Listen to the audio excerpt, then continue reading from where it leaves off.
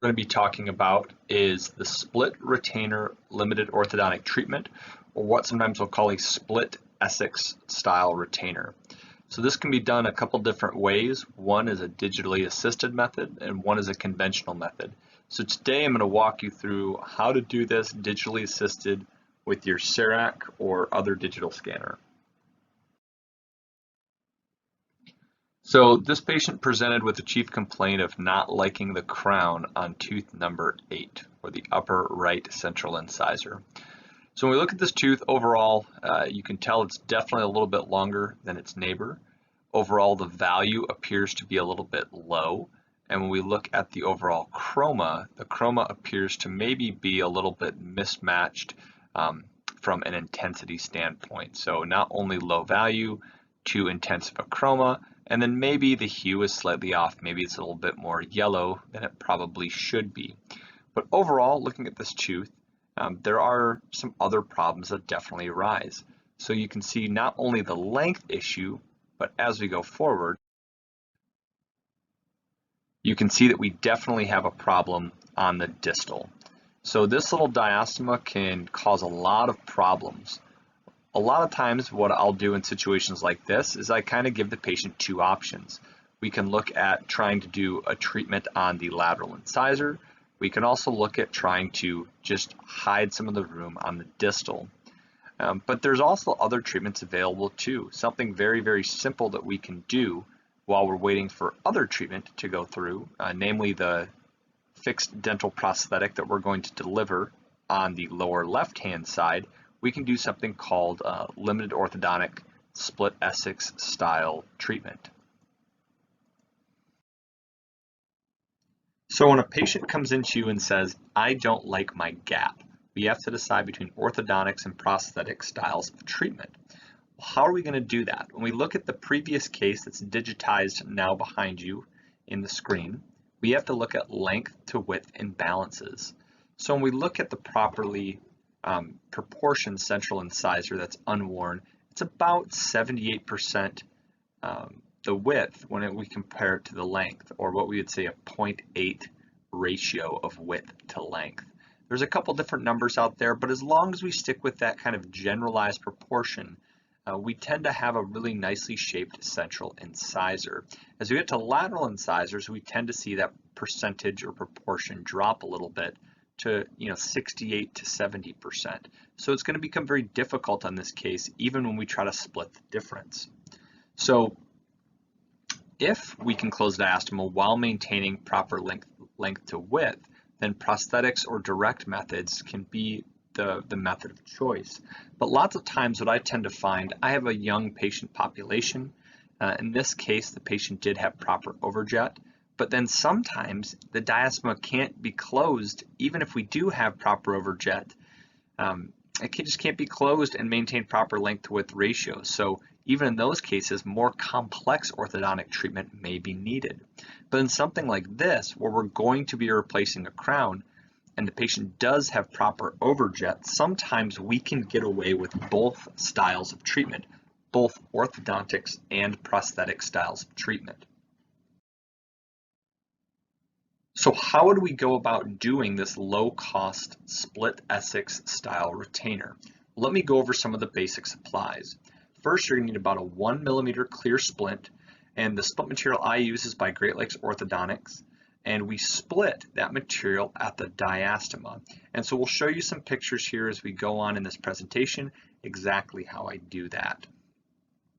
If we're going to be using digital models, you either want to have the digital model in its native software, so you can have it as a full color model, or you can export it as an STL to something like MeshMixer, which I'll show you the Dentsply Sirona workflow, and then I'll also show you how to edit that model into MeshMixer.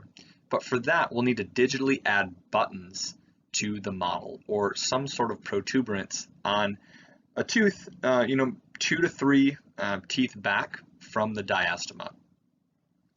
Then, if we have conventional models, the only difference that we would do is we would take a diagnostic impression with alginate, we'd pour it up out of a type 3 stone, and then what we would do is add some flowable composite to create those protuberances or buttons directly onto our digital model, or you could put them directly onto the Essix style retainer and make a little hole through the retainer to create some sort of a rivet-like connection between the flowable composite and the retainer. Then we need a medium elastic. I use mine from Henry Schein, but again, any medium elastic that you have would work. I usually generally tell my patient that they're going to be replacing this 3 to 5 times per day. For every millimeter that we have, we expect about 1 millimeter per month. And we tell the patient to pretty much wear this as much as they possibly can throughout the day. Take it out when they're eating, take it out if they have to give a presentation. But other than that, we want them wearing the split Essix retainer. So now we're going to go ahead and transition over to a digital style of workflow. So as we go forward with our CEREC machine, we could actually go ahead and use the measure tool to measure this space. If we are trying to design this as a virtual wax up to close the diastema to do maybe a direct composite on 7 and a new crown on 8. I measured it clinically in the mouth and it was approximately 1 millimeter. So a case like this is a great time to use something called a split Essix style retainer. So what you would do is we're actually going to make this into a printable model, and then we're going to add a place where we could attach a button so we could stretch an elastic from one side of the arch to the other and allow this space to close by covering up all of our patient's teeth and bring everything bodily together. So how do we go about doing that? Well, there's a couple different ways. One way is in the edit model function. We can come here, go to our form tool, and we can just select this canine tooth, add some strength, and we can just create kind of a digital protuberance off of this canine. Now, the nice thing about this is we can take this over to our BioStar, MiniStar machine, or VacuForm machine, and we can actually create a positive in our suck down. When we do that, there's going to be no tooth structure or no composite. Let me bring this over in this area right here. So we can actually take a knife and cut into our Essix style retainer and actually have a spot where we can have a retentive point to stretch an elastic across. So we can go ahead and we can add it like so. Come over to this canine as well.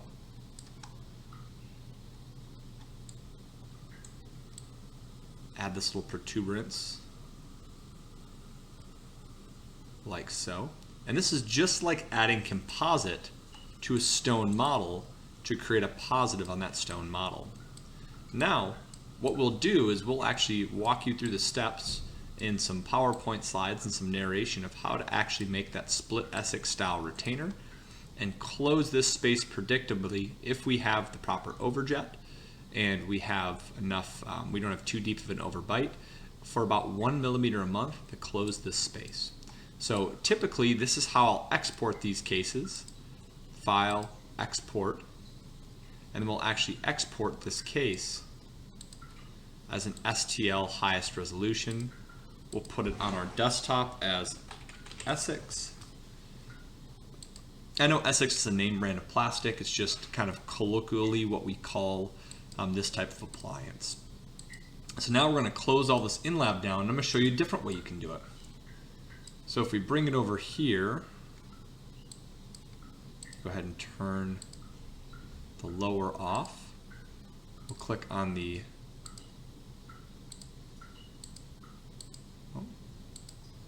upper jaw, and you can see here is a based version of that exact same model that you just saw.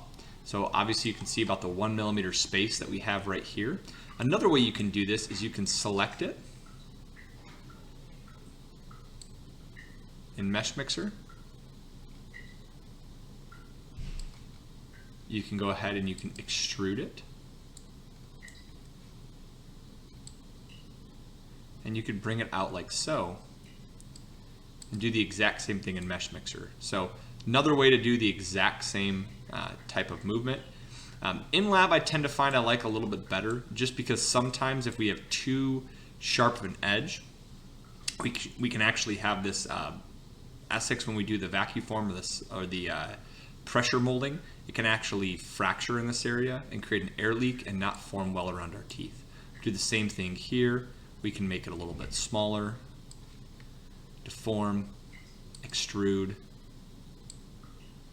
We could bring this area out a little bit right here. Hit accept. And now we can go ahead and export this. And it's very much the same type of idea where we'll actually go ahead and have a clear Essix style retainer over top of this area. And then we'll take a knife and cut into this area that's unfilled with any sort of resin. And our elastic will have a nice point to purchase off of to close our diastema. So if we wanted to save this model, we could go ahead and we could export it as an STL file and save it to our desktop. But just to show you kind of what our final looks like, let me go ahead and show you this. And let's get rid of this. There we go. So there is the in-lab version. There is the version from Mesh Mixer. And then here is the actual closed version after about 1 month of orthodontic split Essix style treatment. And I'll show you some clinical photos later on. But overall, you can see how both these are pretty good options. If you have the ability to do this digitally, great. Otherwise, you could take an alginate impression, pour it up in stone, take some composite, add some composite to this tooth, and then do your 1 millimeter clear style of suck down or pressure molding over top of your conventional model. Overall, I hope that makes sense. Once you see some clinical pictures and you see the case, you'll see kind of how easy this is and how predictable we can get nice space closure to make our anterior restorations a little bit more predictable. But overall, just another creative use of digital dentistry without having to use something like Invisalign. And patients are generally pretty compliant in these, and we get pretty good results. Hopefully you enjoy the case. So once we print the Essix style retainer, all we do is take a instrument, whether it's a pair of scissors, whether you like to use a diamond cutoff wheel, and we actually make a little adjustment right in this area right here. And what we're trying to do is cut our Essix style retainer to allow room between the teeth so no plastic gets in between these teeth coming together. Now for a close-up view, we can see we went with the in-lab style design. You can see you have a triangular appearance. There's not going to be a lot of resistance form or any sort of connection for that elastic to grab onto. So in this bottom picture, you can see here, we actually cut a little slit into that cone with a diamond disc. That allows for that little medium elastic to have a purchase point to grab onto and allows the patient to place these in their mouth with relative ease. Now in this patient, he came back a couple days later just because this little area right here was bothering him. So we went ahead, we took a knife, and we trimmed that area away. So in the subsequent photos, you'll see that there is a little bit of a variation in this area just because the patient felt like that was catching his lip.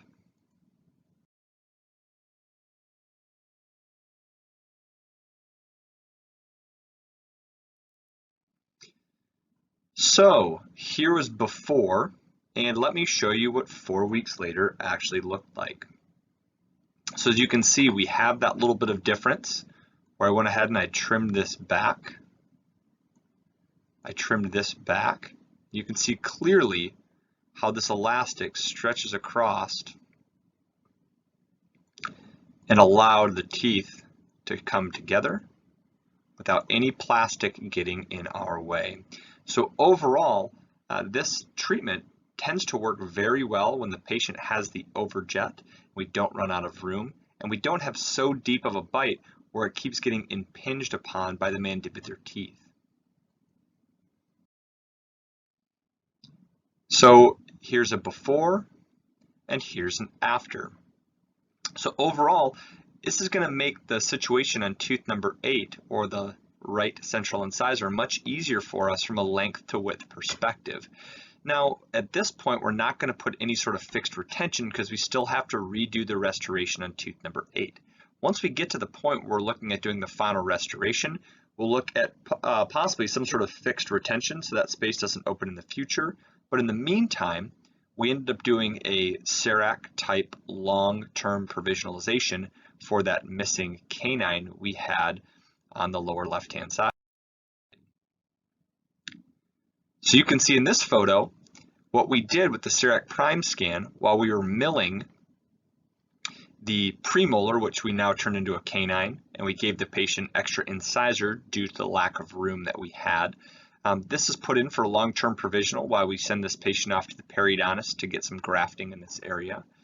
We actually took the maxillary jaw, exported it as an STL, and printed the patient a clear retainer while we were waiting for our crown to mill. So our 3D printer actually beat me in getting the restoration out of the mill. We opted for a lithium disilicate restoration that the periodontist is going to use to sling suture around to try to graft some of these areas. But we were actually able to beat that with a 3D printer. We were able to print this in 200 microns, and with a draft resin, took about 19 minutes to print. And then we used the same 1mm clear stent material, and obviously you can see how well it fit over the patient's teeth. So they're going to wear this until they come back to replace the restoration on tooth number 8, and then we'll look at some sort of a fixed style retainer. But hopefully you can see this is something that is very low cost, probably in overall supplies with printing 2 orthodontic models, 1 bag of elastics, and a diamond cutoff wheel. We're probably looking in less than $25 worth of supplies overall. And overall, this makes a restorative situation much easier, and it's a great option instead of trying to print a series of aligners to close the styled case. This works very well if you have one diastema that you're trying to close. Hopefully you found this video helpful, and this is something you could add into your treatment later on. Thanks for watching.